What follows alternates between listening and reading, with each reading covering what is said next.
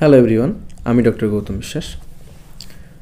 আজকে একটা ঘটনা বলবো। সেটা হচ্ছে, একদিন আমি আমার চেম্বারে ঢুকছি, তো ওয়েটিং জোন পেরিয়ে আমাকে আমার ক্লিনিক বা চেম্বারে ঢুকতে হয়। তো ওয়েটিং জোনে বসার জায়গা রয়েছে, সেখানে কিছু পেশেন্ট, বাড়ির লোক সবাই বসে ওয়েট করছেন।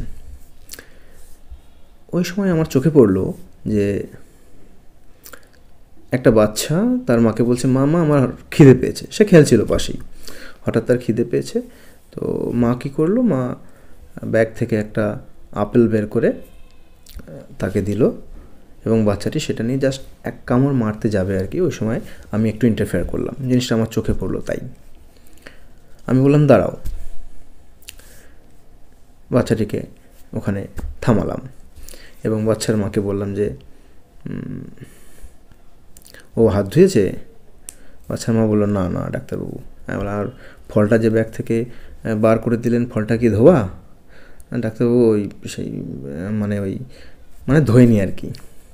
তো আমি বললাম, তো এই আলট্রা মডার্ন যুগে এখনও কি আপনাদেরকে আমাকে শেখাতে হবে যে কিছু খাওয়ার আগে হাত ভালো করে ধুয়ে, বা ফ্রেশ ভেজিটেবলস বা ফ্রুটস যখন খাবেন, যেটা কাঁচা খাওয়া যায় আর কি, তো সেটা ভালো করে ধুয়ে খাওয়া উচিত, তাই না?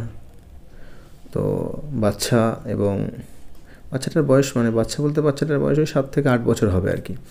তো বাচ্চা এবং বাচ্চার মা দুজনই তাদের ভুলটি স্বীকার করে আমাকে বললেন, হ্যাঁ ডাক্তারবাবু ঠিকই বলছেন, আমারই ভুল হয়েছে, সরি ডাক্তারবাবু। তো আপনাদেরকেও বলবো যে এই ভুলগুলো করবেন না। এই হাত না ধুয়ে খাওয়া, বা ওরকম বাজার থেকে ফল কিনে এনে খাওয়া, অনেক জার্ম থাকে, অনেক নোংরা থাকে, পেট খারাপ হবে, আরও অনেক সমস্যা হতে পারে। হ্যাঁ, এই জিনিসগুলো করবেন না। ধন্যবাদ।